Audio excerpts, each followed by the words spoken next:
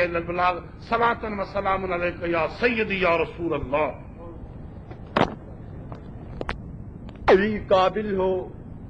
کوئی قابل ہو تو ہم شان کہی دیتے ہیں، کوئی قابل ہو تو ہم شان کہی دیتے ہیں، ڈھونڈنے والوں کو دنیا بھی نہیں دیتے ہیں. حق بات سے کٹتی ہے تو کٹ جائے زباں میری، حق بات سے کٹتی ہے تو کٹ جائے زباں میری، اظہار تو کر دے گا جو گرے گا قطرہ لہو میرا. اب میں اس شخصیت کو خطاب کی دعوت دے رہا ہوں جس نے قومی اسمبلی کے ایوانوں میں صلاۃ و سلام کے نغمے بلند کیے، امانت و دیانت کی پہچان سابق رکن قومی assembly general retired H Ansari, صدر جمعیت علماء پاکستان پنجاب، پرزور نعروں سے استقبال کیجیے گا. تشریف لاتے ہیں جناب جنرل ریٹائرڈ ایچ انصاری. نعرہ تکبیر، نعرہ تکبیر، نعرہ رسالت. جنرل انصاری، جنرل انصاری، قرآن کا حافظ، قرآن کا قاری. جنرل انصاری، جنرل انصاری، قرآن کا حافظ، قرآن کا قاری. General Ansari, general Ansari. بسم اللہ الرحمن الرحیم. الحمد للہ رب العالمین، والصلاة والسلام علی اشرف الانبیاء وسید المرسلین وعلی آلہ وصحبہ اجمعین. محترم صدر محفل جناب مرزا عبدالرؤوف مصطفی صاحب، اور کے صد احترام قائد محترم، قائد اہل سنت، فخر اہل سنت، صاحب علم و بصیرت، پیکر شفقت و محبت، سنیوں کی آن، سنیوں کی شان، سنیوں کی پہچان، محافظ سنیت، صدر جمعیت علماء پاکستان، صدر ورلڈ اسلامک مشن، صدر اسلامی جمہوری محاذ حضرت علامہ شاہ احمد نورانی صدیقی دامت برکاتہم العالیہ، اہل صد احترام حضرت پیرزادہ فضل رسول حیدر رضوی مدظ اللہ العالی، علماء کرام، انجمن طلباء اسلام کی انتظامیہ اور اراکین، حضرات محترم، اس سے فرمائش کی گئی ہے کہ میں عزم جہاد کے موضوع پر آپ کی خدمت کچھ معروضات پیش کروں. بہت کم ہے، میرا علم بھی بہت کم ہے، لیکن یہ مضمون بڑا وسیع ہے. میں اختصار کے ساتھ چند معروضات آپ کی خدمت پیش کر کے اجازت چاہوں گا. آج کے 25 سالہ سلور جوبلی کے موقع پر آج کے اجلاس کا انعقاد، میلاد کانفرنس کا انعقاد، عزم جہاد ریلی کا انعقاد میرے لیے انتہائی لائق مسرت ہے. میں اس پر انجمن طلباء اسلام کی انتظامیہ اور ان کے اراکین کو تہ دل سے مبارک پیش کرتا ہوں. اللہ رب العزت کے حضور یہ دعا کرتا ہوں کہ اس قسم کے اجتماعات، یہ بزم ہمیشہ سجتی رہے، سینکڑوں ہزاروں سال تک سجتی رہے، اور جو جذبہ ان پرعزم نوجوانوں کے دل میں عشق رسول صلی اللہ علیہ وسلم کا موجزن ہے، اس جذبے کو اللہ رب العزت اور زیادہ فروغ دے. حضور علیہ الصلوۃ والسلام کے نور کے صدقے میں اللہ تعالیٰ آپ کی بصیرت میں وسعت عطا فرمائے. اللہ تعالیٰ آپ کے بازو میں مزید قوت عطا فرمائے کہ آپ مقام مصطفیٰ کا تحفظ کر سکیں اور آپ نظام مصطفیٰ کے نفاذ میں اپنا عملی کردار ادا کر سکیں۔ حضرات محترم، جہاد کے موضوع کے پیش نظر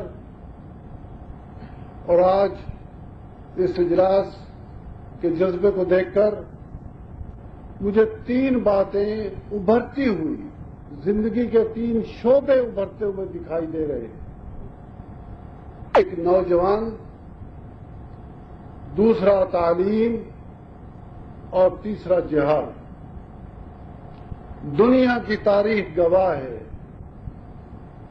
کہ ہر زندہ قوم زندگی کے ان 3 شعبوں کو بھرپور اہمیت دیتی ہے اور اس پر خصوصی توجہ مرکوز کرتی ہے۔ یہ ہال مارک ہے، this is the hallmark of every living nation, that they ensure that their new generation marches in time, marches in step with the time, کہ وہ ترقی کے ساتھ، دنیاوی ارتقاء کے ساتھ، ان کی نئی نسل وہ بڑی ہمت کے ساتھ، سوجھ بوجھ کے ساتھ، ذمہ داری کے ساتھ تربیت حاصل کر کے وقت کے ساتھ چلتی ہے۔ میں چاہوں گا کہ آپ تھوڑی دیر کے لیے غور فرمائیے کہ ہمارے وطن عزیز میں ان 3 شعبوں پر کتنا دھیان دیا جاتا ہے۔ حضرات محترم، آپ غور فرمائیے کہ نوجوان ہی، تربیت یافتہ نوجوان ہی کسی قوم کے مستقبل کی ضمانت ہوا کرتے، اور نوجوانوں کی تربیت، نوجوانوں کی تعلیم، نوجوانوں کے حقوق کا خیال اور نوجوانوں کو ان کے فرائض کا سمجھانا، یہ ہر قوم کی ذمہ داری ہوتا ہے۔ آپ نے دیکھا ہوگا نا، آپ کبھی باغ میں گئے ہوں تو جو اچھا مالی ہوتا ہے وہ بڑے پیڑوں کی طرف زیادہ دھیان نہیں دیتا، وہ نرسری کی طرف دھیان دیتا ہے۔ اگر کوئی اس کی نرسری میں جا کر کسی پودے کو اکھاڑنے کی کوشش کرے یا کوئی پودا پانی کے بغیر نظر آئے تو تڑپ اٹھتا ہے۔ اگر بڑے پیڑوں کی کوئی رکھوالی نہ ہو سکے کچھ دنوں کے لیے، اسے پرواہ نہیں ہوا کرتی۔ قدرت بھی یہ انتظام فرماتی ہے کہ نئی نسل جو ہے وہ وقت کے ساتھ قدم ملا کر چلے۔ آپ نے مشاہدہ فرمایا ہوگا، میں نے بھی مشاہدہ کیا ہے، ہر ماں باپ کے گھر جو بچہ اگر اپریل 92 میں پیدا ہوتا ہے تو وہ اپریل 92 کا ذہن لے کر آتا ہے، وہ اپریل 91 کا ذہن لے کر نہیں آتا۔ اور انہی ماں باپ کے گھر جب دوسرا بچہ آتا ہے، ہر ماں باپ کہہ اٹھتا ہے کہ پہلا بچہ بھولا تھا، یہ بہت تیز آیا ہے۔ قدرت اس کا انتظام فرماتی ہے کہ جو روح آج پیدا ہوتا ہے وہ آج کا ذہن لے کر آئے، تاکہ دنیا کی ارتقاء جو ہے وہ اپنی منازل آسانی سے طے کرتی رہے۔ لوگ کہتے ہیں کہ ٹیلی ویژن کا نتیجہ ہے، ہرگز نہیں۔ 40 سال کے بعد تو انسان کی ارتقاء، ذہنی ارتقاء اپنے عروج کو پہنچ جاتی ہے۔ تو پھر کیا بات ہے کہ پہلا بچہ آتا ہے، ہر ماں باپ کہتا ہے کہ ہم تو بولے تھے، یہ بہت تیز ہے۔ دوسرا بچہ آیا، کہتے ہیں وہ پہلا خاموش ہو گیا، یہ بہت تیز ہے۔ تیسرا آتا ہے تو کہتے ہیں پہلے 2 خاموش ہو گئے، یہ ان سے بھی تیز ہے۔